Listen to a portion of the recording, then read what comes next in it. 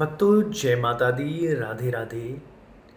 अच्छा, एक बात है कि हम कुछ भी उपासना करते हैं उसमें इतनी क्रिया की आवश्यकता नहीं होती जितनी भाव की आवश्यकता होती है। लेकिन भाव बनेंगे कहाँ से? भाव बनेंगे यदि हम उस देवता के कुछ गुण और उसके बारे में कुछ जानते हों तो हमारे भाव उस तरफ बनेंगे। तो इसी प्रकार हम आज माता के 9 रूपों के बारे में थोड़ा सा कुछ जानने की कोशिश करते हैं। माता के ये 9 स्वरूप एक स्त्री के ही किस तरीके की स्त्री 9 स्वरूपों को धारण करती है, यही इसमें 9 स्वरूपों में 9 दुर्गा की पूजा है। प्रथम माता का स्वरूप है शैलपुत्री। जब इसमें छोटी सी कन्या के रूप में माँ का जन्म है, उनकी उपासना होती है, तो यहाँ पर बच्ची जैसे पैदा होती है वो शैलपुत्री है। द्वितीय स्वरूप है ब्रह्मचारिणी। तो सनातन धर्म में कहा है चाहे वो स्त्री है या पुरुष है तो उनको ब्रह्मचर्य आवश्यक है, अति आवश्यक है। तो दूसरे रूप में एक कन्या जब ब्रह्मचर्य धारण करती है आगे की जर्नी के लिए, तो उसको ब्रह्मचारिणी स्वरूप में उपासना की जाती है। और तीसरे दिन जो उपासना की जाती है माता की, वो की जाती है चंद्रघंटा स्वरूप में। तो चंद्रघंटा चंद्र से हैं, यानी चंद्र की 16 कलाएं होती हैं। और यहाँ उन्हीं से बताया गया कि जब वो 16 वर्ष के आसपास की हो जाती है और रजस्वला यानी पीरियड सब शुरू होते हैं स्त्री की, वो परिपक्व हो चुकी हैं, तब ये तीसरे स्वरूप की उपासना है चंद्रघंटा। और चौथा माता का स्वरूप है कुष्मांडा देवी। कु उष्म अंड, यानी कु सूक्ष्म, उष्म उष्मा एनर्जी, और अंड यानी एक अंडे से पूरी सृष्टि का निर्माण करने वाली। कुष्मांडा को बताया गया है सृष्टि का निर्माण करने वाली, यानी सृष्टि मतलब कि अब ये माँ बनने के लिए तैयार है, इसे ही कुष्मांडा देवी कहते हैं।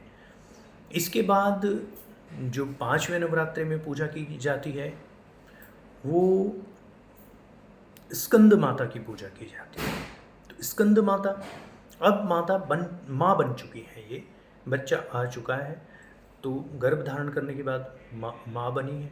तो जो ब्रह्मचर्य के साथ रहने वाली कन्या कैसे बच्चे को जन्म देगी? स्कंद को। स्कंद यानी देवताओं का सेनापति, वो देवताओं का भी सेनापति होगा, यानी कार्तिकेय जी। तो माता का ये स्वरूप माँ के स्वरूप में है। और फिर छठा रूप माता का होता है कात्यायनी। कात्यायनी यानी प्रोटेक्शन करने वाली। अब ये अपने बच्चों की यानी अपनी पूरी सृष्टि की प्रोटेक्शन करती हैं, ये माँ कात्यायनी है। 7वां रूप है कालरात्रि। कालरात्रि वो है यदि राक्षसों का यानी नेगेटिव एनर्जी का जब भी प्रभाव इस सृष्टि पर या इनके बच्चों पर आएगा तो एक कालरात्रि स्वरूप बनकर उनको विनाश कर देंगे, ये कालरात्रि है। फिर माँ का महागौरी स्वरूप आता है 8वें दिन। तो 8वें दिन महागौरी की पूजा होती है। ये त्याग की त्रिमूर्ति है, ये त्याग और तपस्या की मूर्ति हैं। तो वही स्त्री त्याग और तपस्या करके भी परिवार यानी सृष्टि का संरक्षण करती हैं।